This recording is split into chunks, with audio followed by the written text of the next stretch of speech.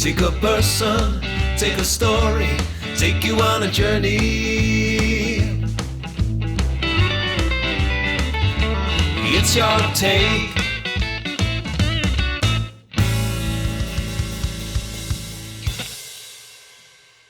My guest on today's Your Take is an American cinematographer and director. Before working in the film industry, my guest studied and majored in the art and craft of cinematography, directing and editing at UCLA. However, the film that inspired and motivated him the most was seeing Orson Welles' masterpiece, Citizen Kane. That viewing experience made him realize he wanted to become a filmmaker. My guest went on to collaborate with director Clint Eastwood, working behind the lens on two films released in 1980. The first, the Western comedy Bronco Billy, and the second, the action comedy Any Which Way You Can. 8 years later, my guest was the DOP on the martial arts action movie Bloodsport with Jean-Claude Van Damme. He was then reunited with the action star as the director on 1989's Kickboxer. Today, I'm joined by cinematographer and filmmaker David Worth, who has taught filmmaking at several universities and has written several books. We discuss David's early life and his upbringing, his passion for cinema, how one film changed his life forever, and of course, his career behind the lens. A good evening from here in the southwest of the UK, and early afternoon, lunchtime where you are, I believe in Los Angeles. But David, thanks for joining us for Your Take. Good to see you. Entirely my pleasure, young man. I'm thrilled that people still remember me. I'm very much looking forward to talking about your long and prolific film career, not specifically just working behind the lens and as a film director, but in all capacities. But I thought that the best starting point would be to turn the clock backwards and go way back in time to 1940. You were born March the 2nd, as I said, 1940 in Los Angeles, California, USA. I kind of want to just ask you what life was like in California as a child. And can you just tell us a bit about family life, what your parents were like, who they were, and what they did for a living? I don't remember much about being in California. I was very young. I was 3 or 4 years old. Don't remember really too much. We moved very quickly to Arizona. My father was a flight instructor during the Second World War. And my first memory of seeing him, we were out, my mother taking us out somewhere in a field, and she was pointing up at the sky and said, "That's Dad up there. And there's some plane, an old bi-wing plane doing barrel rolls." That's how I remember meeting my dad. Yeah, pretty wild.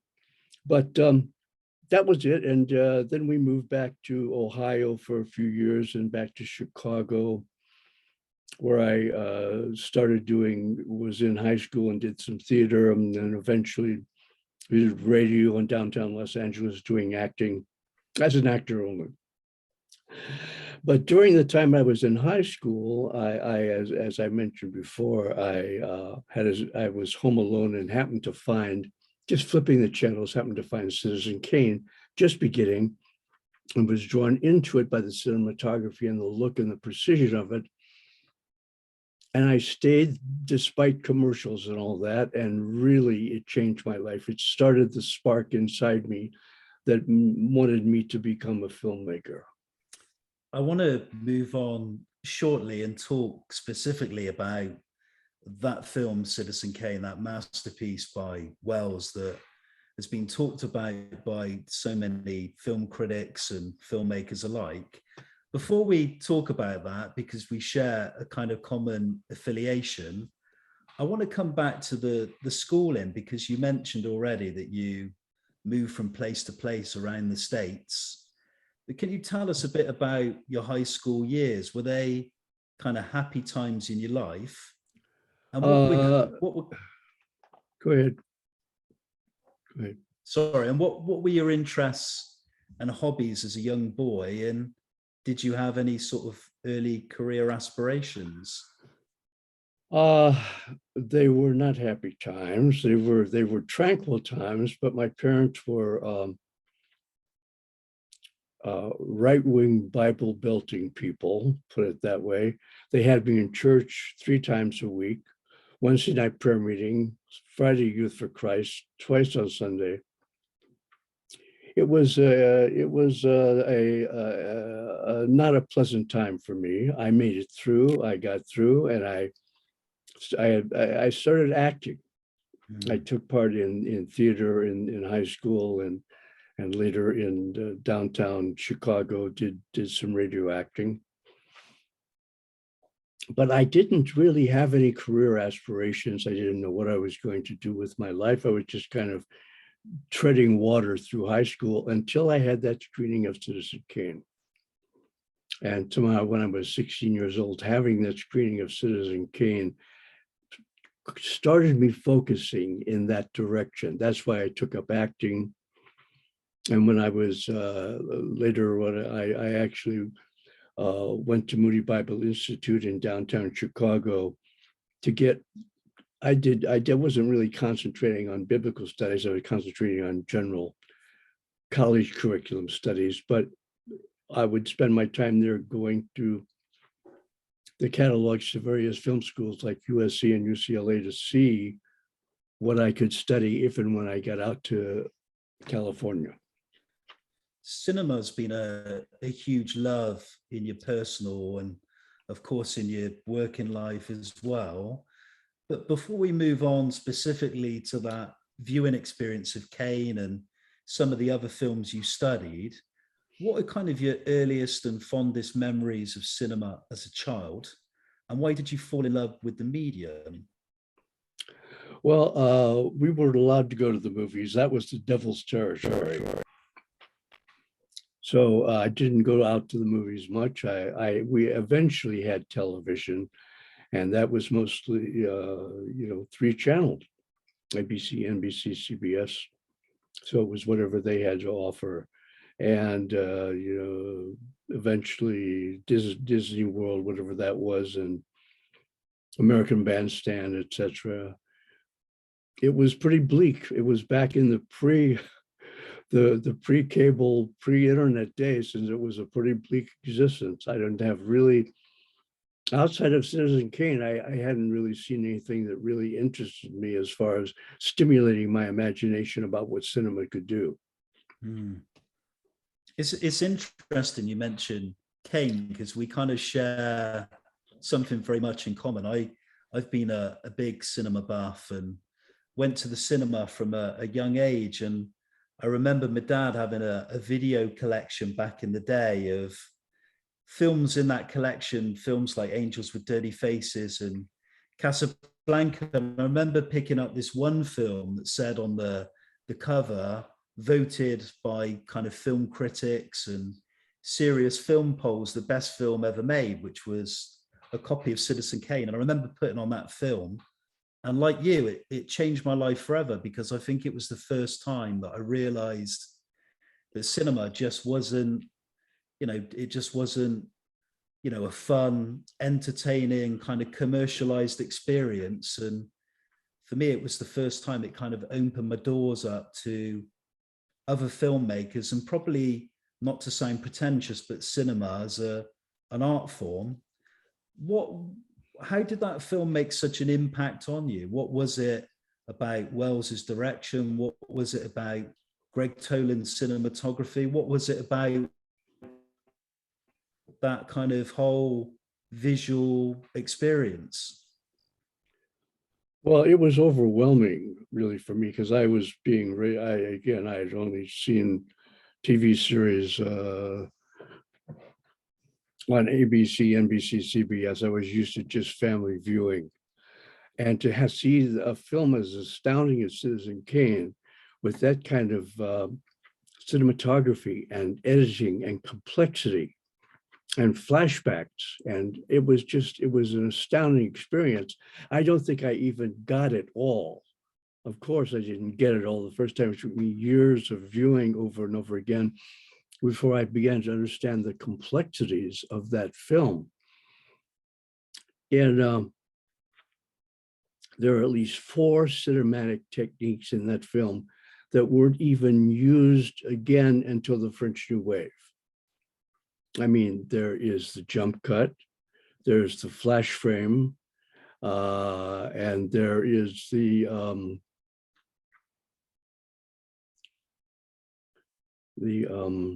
excuse me for being old.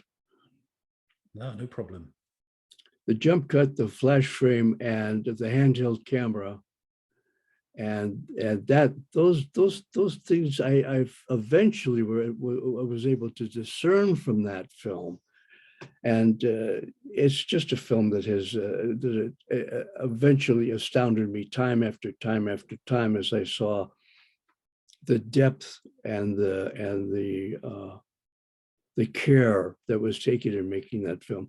The mockumentary alone was an astounding achievement. I'd never seen that before in a movie. I'd never seen a flash forward in a movie. Never seen a flash back in a movie. The flash forward was astounding. Merry Christmas and a Happy New Year. And we cut to 25 years later and he's in, it's an astounding film, and it takes many viewings until you realize how astounding it is. Before we talk about you going to UCLA and your film education, I kind of wanted to ask, do you think Citizen Kane opened the doors up to, you know, other filmmakers who have obviously cited it as one of the most influential films they've seen, but did it kind of make you discover other films from different countries, other specific film directors? Oh yes, it did. Eventually, I wrote a book about it because when I started to teach, I would cite many of the films that had influenced me to my students. I'd get a blank stare back. I'd say, you don't know these films. So eventually, I did a book called Milestones in Cinema: 50 Visionary Films and Filmmakers, starting with D.W. Griffith's Intolerance in 1916, all the way up and beyond Sean Baker's wonderful film in 2015, Trends. What's the name of that film? Oh, I'm trying to think of it myself. You stumped me there. It's about transgender people, but it's called. I know the film you mean. Yeah. Sean Baker. It was done on iPhone 5s. It was done on 2 iPhone 5s. It's one of the most revolutionary films I've ever seen. I'm sorry I'm old, and I'm sorry I can't recall things as perfectly as I used to be able to recall them. But Citizen Kane is what led me down the road to discovering D.W. Griffith and Sergei Eisenstein and John Ford and on. Italian neorealists, the Italian New Realists, the French New Wave, the American Independence, on and on and on. But and that's something that I've never really ever given up on. I still, that's how I discovered Sean Baker. I am constantly driven to find people who are using the cinema in new and exciting ways. And I think digital is just the best thing that ever has happened to the cinema. I think that's a nice point to move on to your early education, because you studied film education at UCLA. We majored in both theory and practice in the art and craft of cinematography, directing and editing. I wanted to ask what you learned from your time at UCLA. And I want you to tell us about some of the people you met there, some of the teachers you came across, and some of the early films you made. Well, that's a really good question, and it could take the whole interview, so I won't do that. However, the people that were at UCLA ahead of me, Francis Ford Coppola was there a year or so ahead of me. Oh, wow. During the time I was there, the guys who became the Doors were there in my classes.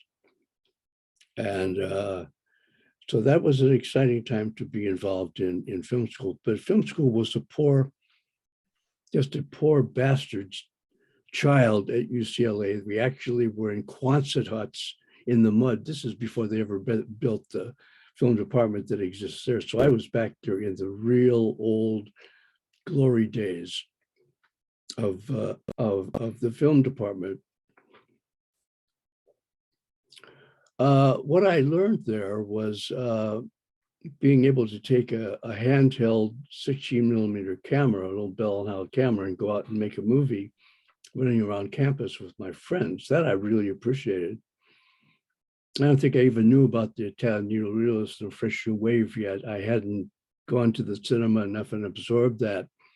But I knew that I could take a camera and do something in an afternoon and then take it into the editing room. That was the fun, is to take it into the editing room and make it work. I'm trying to remember the films. I used to, if I didn't want to go to class or I just was in the mood, I'd cut and go to the movies. And I'd go to 3 double features in one day. I'd start at noon and see a double feature, and then see another, and then see another, and not get out until 12 or 1 in the morning. I was just absorbing everything I could about the cinema at some point. And then I discovered art houses and the Los Feliz Theater and the Cinema Theater, and began to go see all the French films and the Italian films and the European films. I loved everything I could discover about the cinema. And that's when I discovered Bergman and the French New Wave and the Italian Neorealists, and so much there that I absorbed during those years. I wanted to kind of skip forward a few years and talk about graduating from UCLA. I wanted to ask, can you recall the first paid film project you worked on? And during your early years in the filmmaking business, you were hired in many areas such as cinematography, editing, production supervising, devising treatments and production boards. Was the experience valuable during your early career, but did it make you want to focus more on the cinematography side? Another very good question that I could take the whole hour on, basically. I'd never graduated from UCLA. I got to my senior year and I was looking around and I said, wait a minute, is there a mentorship or apprenticeship program to get us into the industry when we graduate? No. What am I doing here? Spending another year to make a 10-minute movie that nobody's going to see? Mm-hmm. So I dropped out of UCLA, bought an 8 millimeter camera and a little hand-wound editing viewer, and began to put hours and hours of film through that camera, color, black and white, under every lighting condition I could find. Take it apart, analyze it on the editor, take it apart, put it back together. And I eventually taught myself what I needed to know to become a filmmaker. And then when I began to understand the difference between black and white and color, the difference between practical and available in studio light, I realized that the editing that I was doing, the 24 frames and 12 frames and 6 frames and 4 frames and 2 frames were actually beats of music. And if I played it back to music, the beats would be accentuated. So I learned a lot, basically sitting in front of my little editing viewer with my hours and hours of 8 millimeter film being put through it. And during that time, I also worked at the Los Feliz Theater as an assistant manager and paying so that I managed to get by in life. But I remember that eventually, after I gained enough experience, I went out and began hustling anything I could do in film, little main title sequences, insert shots, little no-name films. There were so many bad films that I did just to get the experience, because I would be the cinematographer and editor. That's how I sold myself. I'll shoot it and then I'll put it together, because that's what I'd done in my little 8mm viewer. So all the work I did early in the film industry was as a cinematographer and editor. And that immediately I saw any mistakes I did with the camera in the editing, and I was able to fix them quickly. But eventually, I even had a foray into the adult film business to pay the bills and feed my family. And anything and everything I would do. It didn't make any difference to me, because I used to tell people, they got to kill me to get me out of here. I'm going to become a filmmaker. They got to kill me to get me out of here. I haven't starved in this town yet. I'm going to do whatever I have to do to feed my family and myself. And that's exactly what I did for many years. Moving on to your film career, but I want to specifically talk about your work behind the lens. And first of all, I want to talk about one of the great Hollywood icons and actors, and also a fine director, Clint Eastwood. I want to talk about working with Eastwood, but how did you come to the attention of him? And can you recall your initial meetings before working on the first film you both collaborated on, which was Bronco Billy, way back in 1980? Yes, sir. Again, a long story. Now, anyone who really wants the official stories about these needs to go online and get my book, Zen and the Art of Independent Filmmaking, updated with photographs, for like $19.95 at www.amazon.com. I've gone through all my films and detailed all of my progress and my love and hate relationship with whatever. But yeah, the reason I got to Clint Eastwood was a little film called Death Game, starring Sandra Locke, Seymour Cassell, and Colleen Camp. It had been shooting for about a week. The director had fired the DP, and their producer, Larry Spiegel, called me because he'd seen my work in another film that I'd done called Poor Pretty Eddie, starring Shelley Winters, Leslie Uggam, Slim Pickens, Dub Taylor, Ted Cassidy, and Michael Christian as Eddie. And it was done for $500,000, but it was a great cast. And he called me, could I come and take over this project? Well, I didn't really want to, because I didn't want to inherit someone else's mess, until I heard the cast. Sandra Locke, who'd won an Academy Award nomination for Hardest of Lovely Hunter, Seymour Cassell, who'd gotten an Academy nomination for Faces. Why not? So I jumped in and discovered that I would be shooting Panavision anamorphic, widescreen Panavision, which is something I'd been wanting to do for years. I'd been just working with basically 16mm Eclair camera. So I realized they only had 13 days to finish the film. And I thought, my God, this is going to be an uphill battle. So I didn't want to take the time to put the camera on the tripod and level it for every setup and then take it off and move it again when people decided they didn't want to use that particular angle. So I decided to handhold the entire film. Often with a 75mm lens on, I'd be braced against a chair shooting a close-up of Sandra Locke or Seymour. So Sandra saw how I handled the cinematography and later how I handled the editing. About 6 weeks, we finished on time and on budget.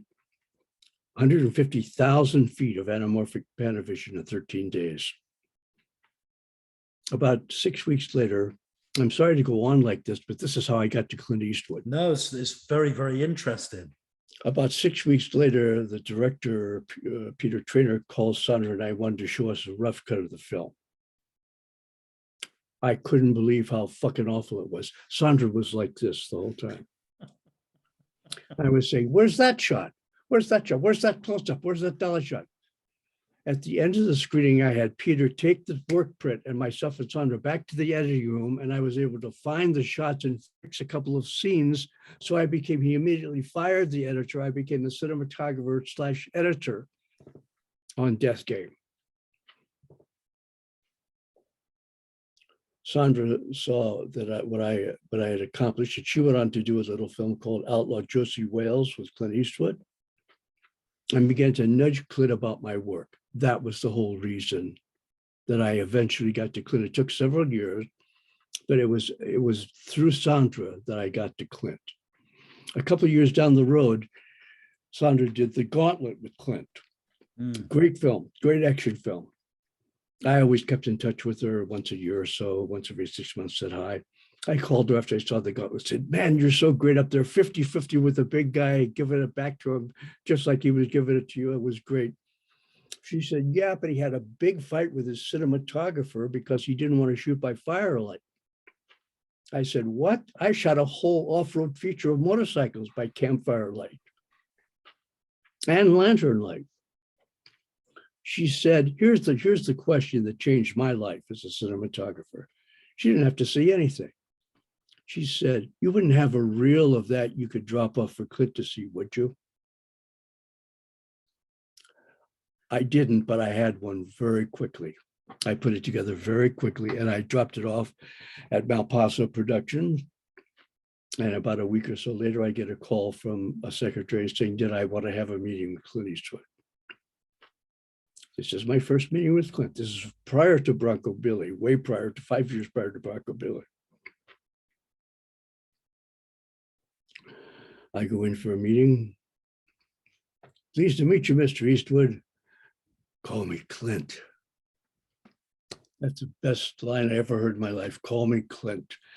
And he liked the reel that I put together for him, showing him how I shot by firelight and candlelight and lantern light, etc. And a lot of I had done the high-speed chases with a motorcycle strapped down in the back of a pickup truck. He said, I've already shown this reel to Don Siegel. He's over at Paramount preparing our next film, Escape from Alcatraz. You should go over and talk to him. So I go and talk to Mr. Siegel. Mr. Siegel says it's the same thing. He liked the footage, and they're going to talk to the Cameraman's Guild about getting me to come on to Escape from Alcatraz. I'm the happiest man in Hollywood. I've got Don Siegel and Clint Eastwood standing shoulder to shoulder in the middle of Hollywood Boulevard asking for me. What could go wrong? Local 659. The Cameraman's Guild said, fuck you. You didn't come up through our ranks. You're not one of us. No. As high as my helium balloon was, it got popped and I was down flat on my face in the cold hard cement. And I proceeded to try and polish off a bottle of vodka all by myself. I get a phone rings and it's Sandra on the phone. She took the time to call me to say, don't get down, don't be despairing. Clint really likes your work. He wants to work with you and he doesn't like to be told no. So I put down the vodka, tightened up my belt, and went back to work. And a couple of years later, it all came to being. I did a little film in 16 millimeter that we blew up to 35 millimeter called Hollywood Night. It was eventually called Hall Knox. And my partner, Michael Christian, who was on the original Paint and Place, went around trying to sell it all over Hollywood. They didn't want it to have anything to do with it. Not enough name power, etc. So I called Sandra and said, can I drop this here off for you and Clint to look at? I said, you know, we made it for, you know, what you guys go to lunch on. She said, sure. I dropped it off, 35 millimeter print. About a week or so later, I get a call, and both Clint and Sandra are on the phone. And they're very complimentary about the little film.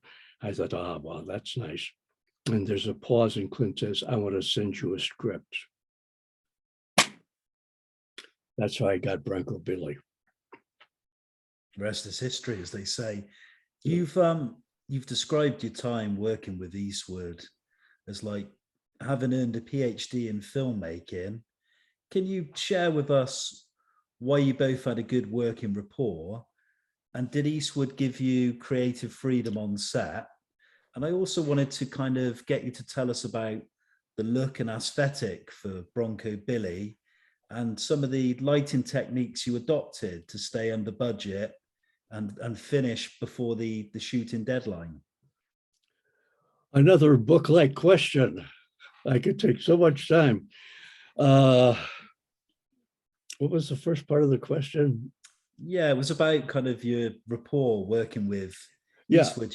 well, And did you have kind Clint, of creative Clint, freedom? Clint gives everyone creative freedom. He's a professional. He expects that you're a professional, and he respects you as a professional and lets you do what you're going to do. Now, I have to digress again, because the reason I was able to light Bronco Billy the way I did is another addendum to my story of being the editor on Death Game. While I was editing it, I'm coming to the point where I'm building the soundtracks for the actors, and you had to build a 1,000-foot 35 millimeter reel for each actor.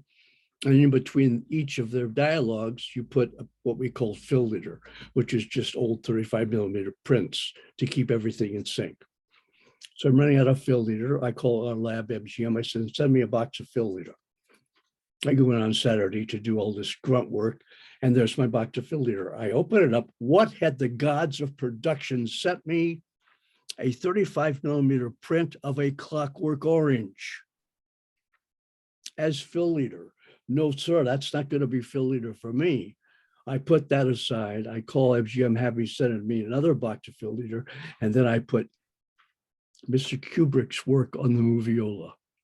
And I start watching it scene by scene, frame by frame, forward and back. I'm in cinema heaven.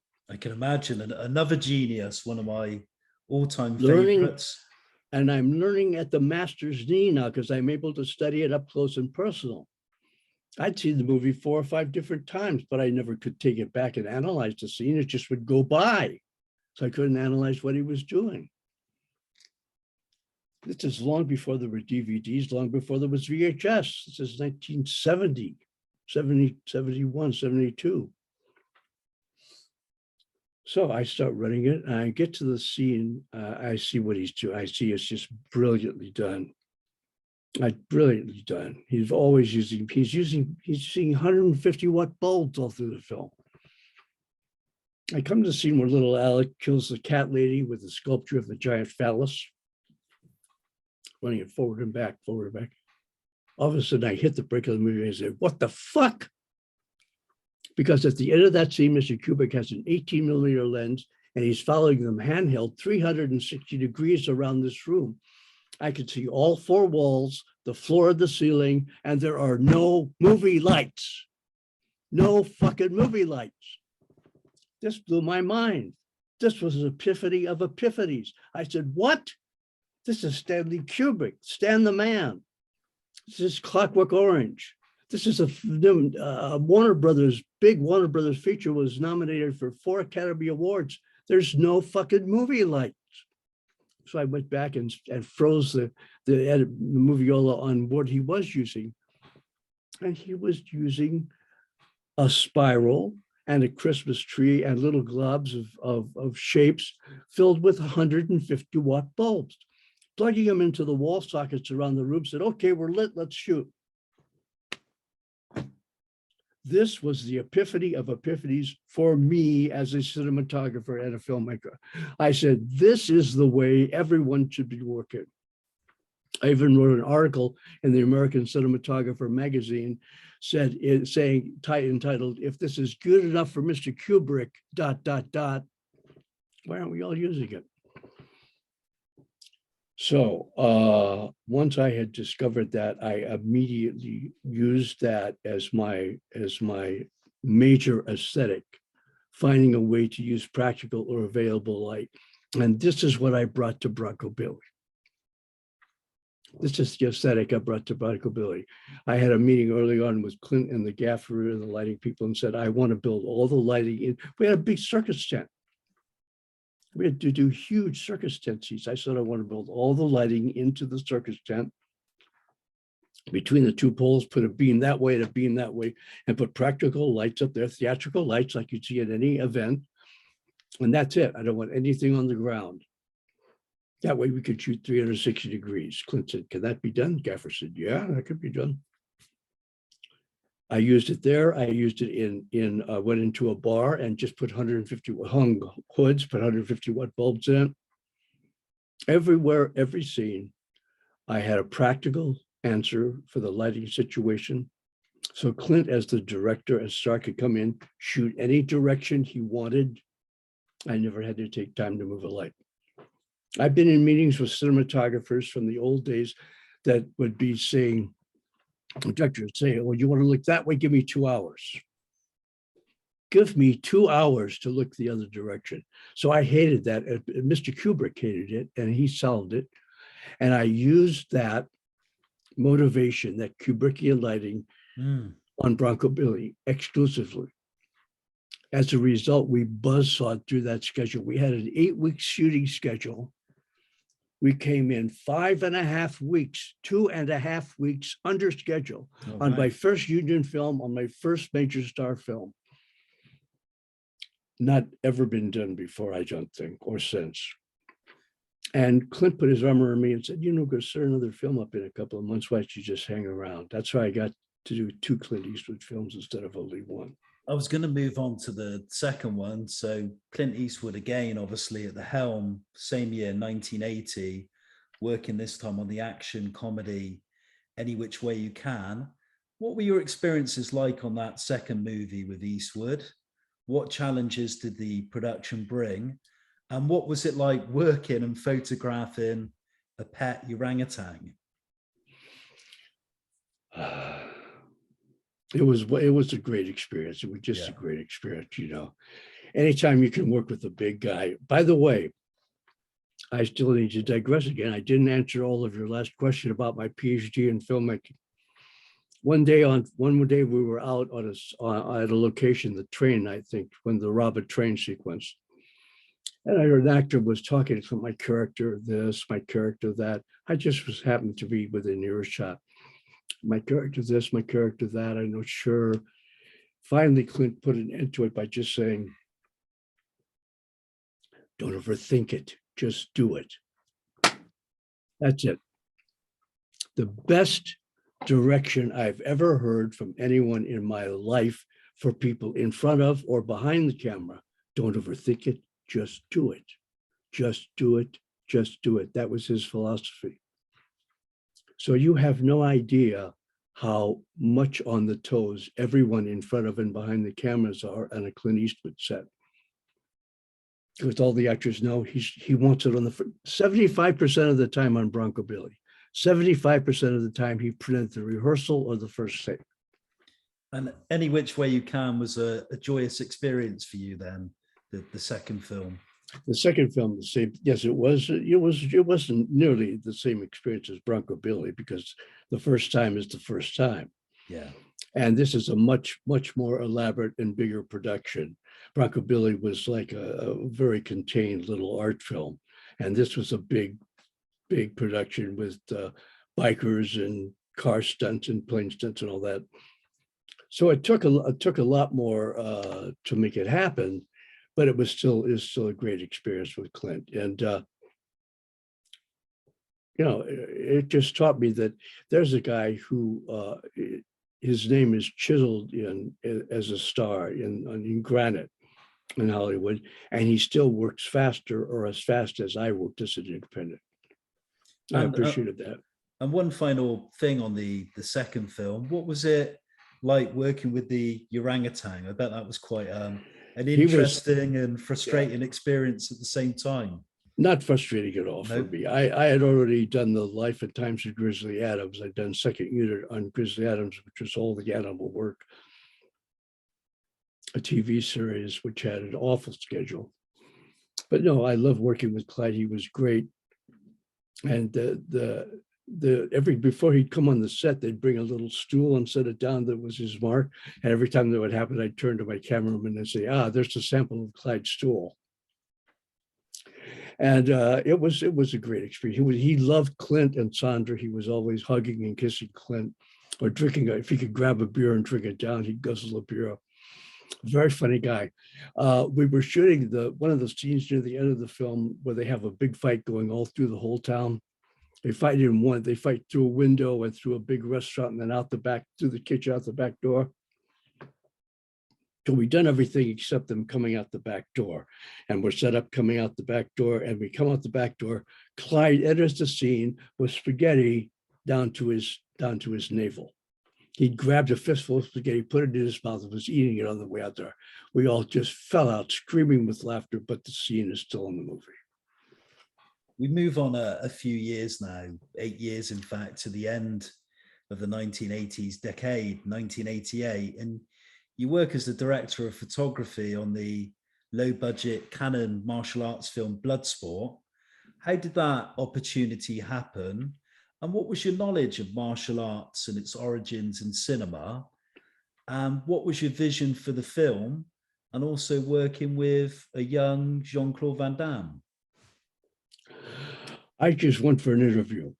I was actually doing second unit on a very big film at Warner's called Inner Space, working with the great second unit director, Glenn Randall. That was the film with Dennis Quaid and that's right, Beck Ryan, yeah. I was doing the second unit cinematography on that, and I got a call and I went to the interview at Canon. I met Newt Arnold, and we hit it off. And I said, gee, I wanted to work with Newt because he'd worked with the guy who did French Connection, and he'd worked with William Friedkin. William Friedkin, he'd worked with Peckinpah. So I wanted to work with Newt, and he wanted to work with me because he knew I'd done 2 Clint Eastwood movies. So we hit it off, and I got the job. And this was my first film really outside the country, a real production outside the country. Flying to Hong Kong was thrilling for me. Just a thrilling experience. And I do nothing about martial arts. I never was a martial artist. I didn't care, but I knew about cinema, and so I knew how to cover action from working with Clint, and so that's what we did on the Kumite. For the giant Kumites, we used 3 cameras, covered with 3 cameras wide, 3 cameras tight, handheld on the mat. For every single setup, every single martial arts competition, we'd cover it that way. The beauty about 3 cameras is you can see the size of the arena and everything. And then as you come in closer, you can have 1 camera concentrate on fighter A, 1 camera concentrate on fighter B, and you always follow them no matter where they go. While the C camera stays on a crane going high and lower, low to high, and you get tons of coverage to take to the editing room to make the scenes work. That's how we covered it. And what was it like working with Jean-Claude Van Damme? Because he was obviously a very kind of young, up and coming star back in those days, I guess. It was kind of the early years. The muscles from Brussels. The muscles from Brussels. Well, this was good. I enjoyed Jean-Claude once I understood his situation. I had been working with Clint for a couple of years, and I worked with Clint for a full year straight. I never heard him raise his voice once. And here's this kid on the set screaming at the top of his lungs, "I'm the fucking star. Where's my coffee? I'm the fucking star." Like, fuck, what's his problem? Finally, I discovered what his problem was. He was dieting. He was dieting to keep that wonderful cut and that wonderful body. And he was working very hard. And he was naturally high strung from that. So I just let it all roll off my back and accepted it. But he was a great talent. I still think he's a great talent today. And I loved working with him on Bloodsport and working with him on Kickboxer. And I think that's quite a good moment to come on to Kickboxer. You're obviously reunited with Jean-Claude Van Damme again. Yes. But on this occasion, you're not behind the camera, you're the director on the film, a co-director. What was it like working with a co-director who was? I wasn't Okay. working with a co-director. I was hired to direct the film. My contract says I directed the film. I prepared like a director. I storyboarded everything, scouted the locations, worked on the casting. Was there when his friend Michael Kesey came in one day with a skull cap on and became Tong Po.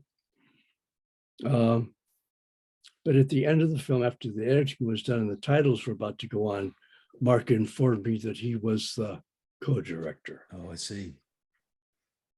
How did you feel about that?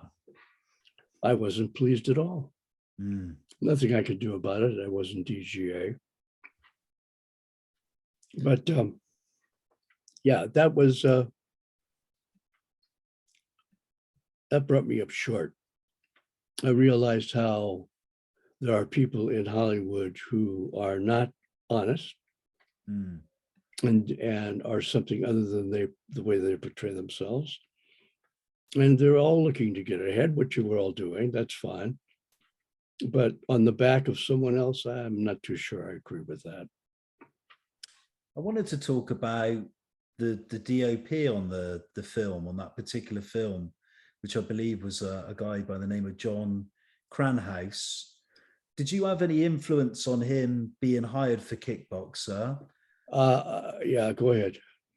What was it like working with John? And was it kind of frustrating for you in some way? Because obviously working as a cinematographer as your background, in some ways, did you kind of want to direct it and also be behind the lens at the same time, kind of do the two jobs simultaneously? I didn't, but I eventually did. John was an efficient guy. He got hired because of his efficiency. After the first couple of days of shooting, Jean-Claude didn't like the look. I had to go in, and I had to go in personally and relight it and fix it. So we got through it. John was fine. But eventually, a few years later, when I went to do Lady Dragon and Lady Dragon 2 in Indonesia, I went to just be the director. But when I got there, I discovered when we started shooting, the director of photography was just horrendous. So I had to be not only the cinematographer, but the director of photography, the director, the operator, the editor. I had to just fill the gap wherever it was necessary to get the job done. And I did. I thought it was going to kill me. But as Nietzsche taught us, if it doesn't kill you, it makes you stronger. And I came out of Lady Dragon and Lady Dragon 2 as a cinematographer and director and a more complete filmmaker. We've obviously I suffered the tortures of the damned, the tortures of the damned. We've obviously spoken about the two films you worked with Jean-Claude Van Damme, and we've spoken in some depth about your collaborations with Clint Eastwood. Outside of working on those films and projects we've mentioned, what other television projects and movies are you also proud of? And who have you enjoyed most working with? And are there any moments or places you've traveled which have left a long-lasting impression? A book side. You asked very detailed book size questions that could go on and on. I'm afraid I digressed and I answered part of it, and I don't get around to answering the whole thing. I was very happy. That's probably my fault for asking such maybe specific and detailed questions. Very detailed. Yeah. I was very happy to do my two forays into television and learn that schedule is very tough to do you do a whole hour. It's really 45 minutes in 5 days or 7 days. I enjoyed that discipline. I enjoyed visiting Hong Kong, Bangkok, Macau, Indonesia, Israel, South America, South Africa, Bulgaria, Romania, doing a host of films, some better than others, some worse than others. I really enjoyed the place I most enjoyed. I enjoyed the Far East. My wife was from Singapore. I did enjoy the Far East, and especially Singapore, because I could go there after being in Indonesia or Hong Kong, where you don't even look at a standing body of water because there's something going in it that you don't want to see. And Singapore is a pristine city and country. There's not a speck of paper anywhere. It's perfect. It's safe. It's sane. The food is fantastic.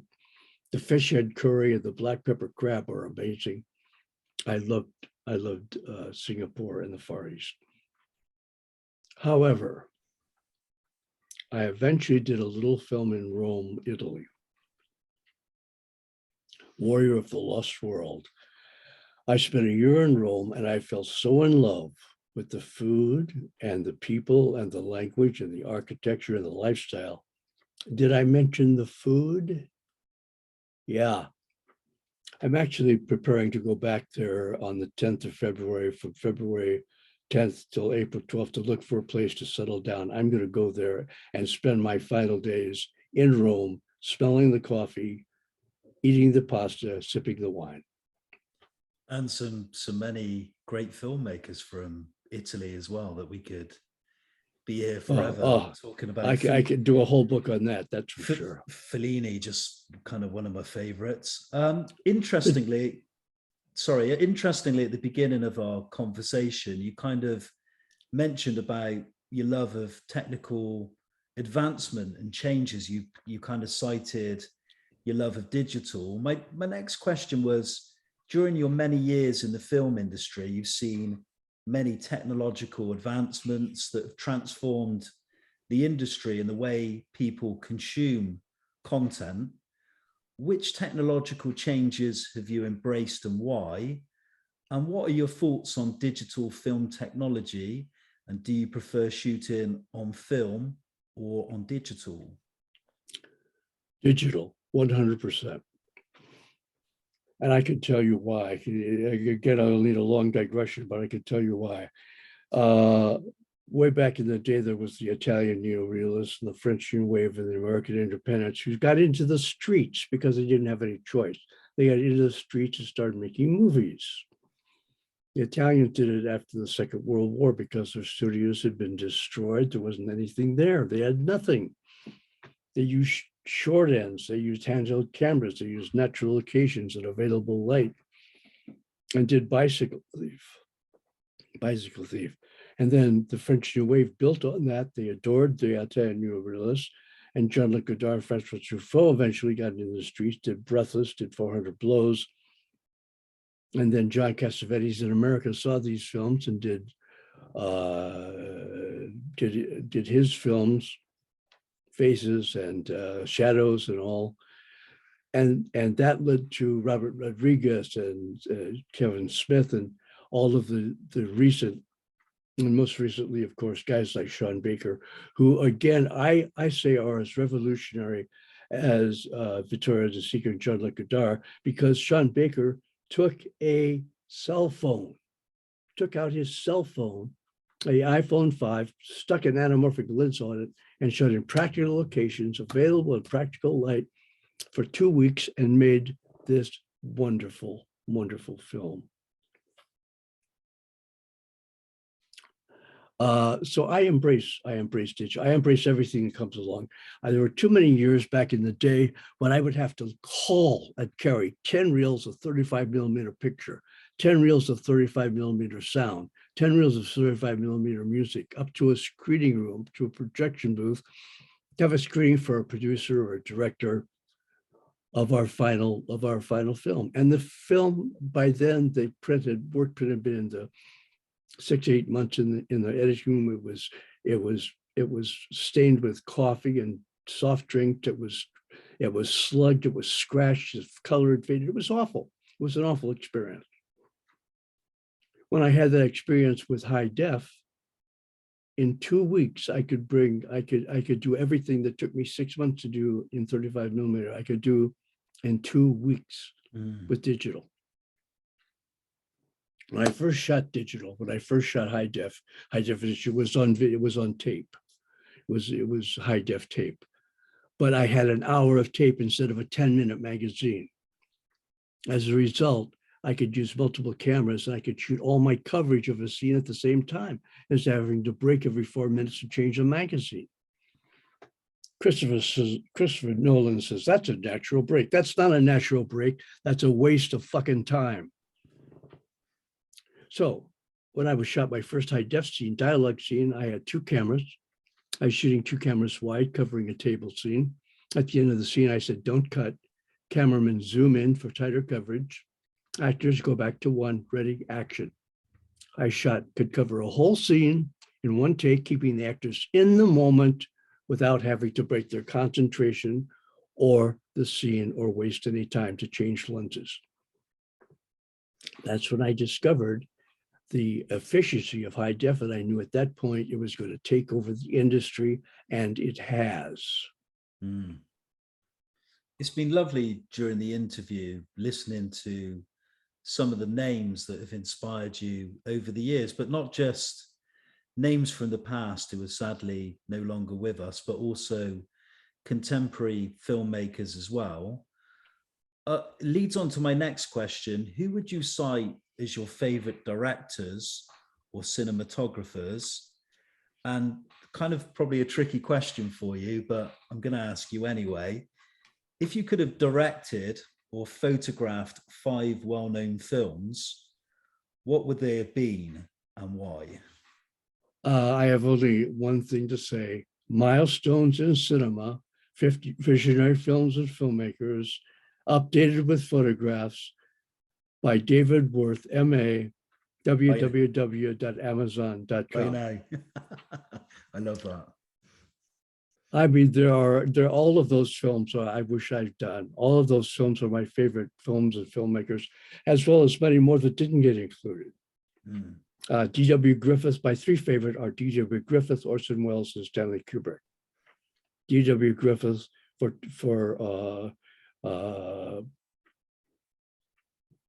Intolerance, a brilliant film that led Sergei Eisenstein to discover intellectual montage. Orson Welles for Citizen Kane. Enough said. I could go on about that film for hours and hours and hours and hours. Made some great other films as well, didn't he? In Yes. fairness, Chimes at Midnight. Yes. Touch of Evil. Yes. Ambersons. And the third one is Stanley Kubrick. 2001: A Space Odyssey and A Clockwork Orange, which changed both of those films, changed my fucking life. I mean, this guy is just Stan the Man Kubrick. Those are my 3 favorites. I would have given anything to work with any of those people if I could go back in time. But I would be happy to do any of the films in my Milestones in Cinema collection, in the cinematography or the director or both on any of those. Greg Toland and today's Greg Toland, Roger Deakins. Dear God, Roger Deakins, the most brilliant cinematographer alive. Vittorio Serraro, who I've had dinners and meetings with. Great man, great artist, great cinematographer. My final question before we move on to our quick fire questions that we ask or your take guests, and we always get some interesting answers. You've worked in film academia and teaching together with writing several books. Do you enjoy sharing your experience and knowledge with young aspiring filmmakers? And what would your advice be to those young people maybe watching this interview or looking to kind of go on to make success in the industry today? What would your advice be with all the experience you've had? Well, I do enjoy working with young aspiring filmmakers.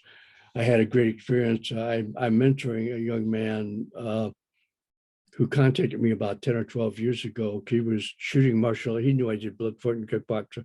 He's shooting a little martial arts film in the streets of Paris with a digital camera and his friends. And I mentored him for the last 10 years. He just hired me to direct some scenes for the latest film he's doing with Patrick Kilpatrick and Eric Roberts in Los Angeles. And so that was a big thrill. What goes around comes around. What do I advise people to do? Here's what I advise people to do. What Sean Baker did. Pick up your iPhone, go make a movie. It's all there. The quality is there. The cinematography, the planning, the editing is all there. Go make it. You don't need lights. You don't need any lights. Stanley Kubrick wasn't using lights in 1970. Stanley Kubrick was using wireless mics in 1970. Just pick up a few pieces of the little film I just directed scenes for with my friend, Alan Delabia. You could put all the camera and lighting and film equipment and sound equipment and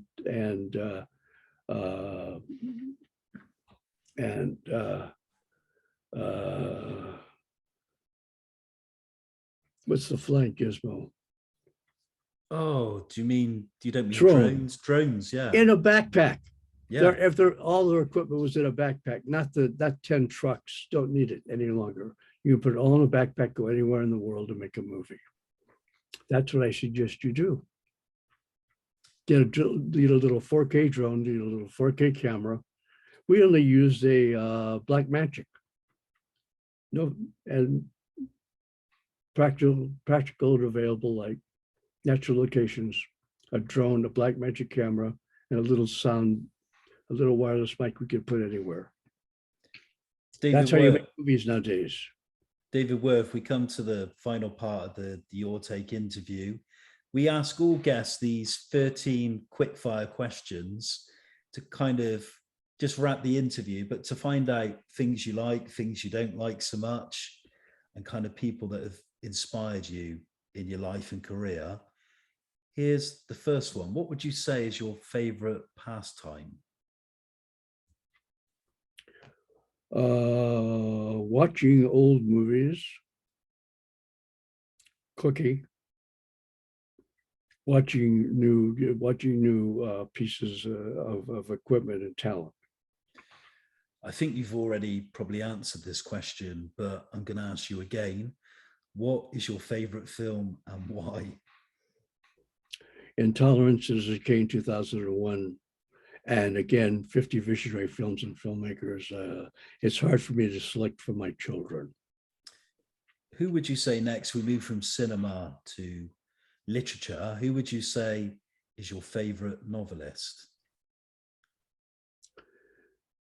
Anyone who writes a book. I love E.E. Cummings. He's not a novelist, but I love the poet E.E. Cummings because I like things to be short and concise and still contain a world or a universe in those lines.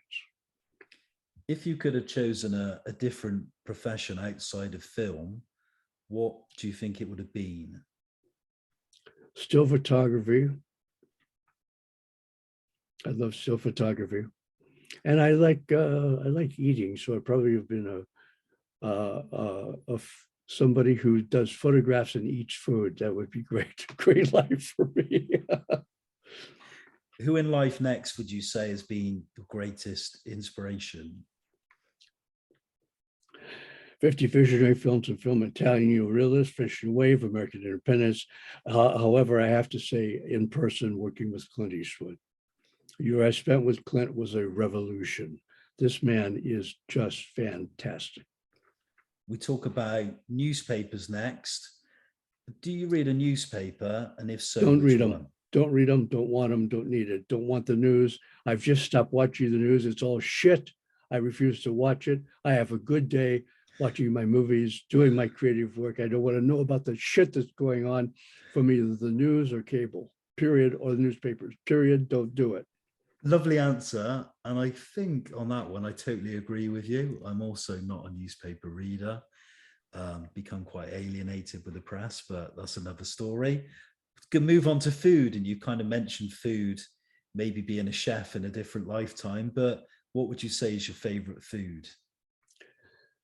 Well, I'm a healthy eater now. I eat mostly fruits, dried fruits, vegetables, chicken, but I love a great steak. My son showed me a technique for making the best steak ever.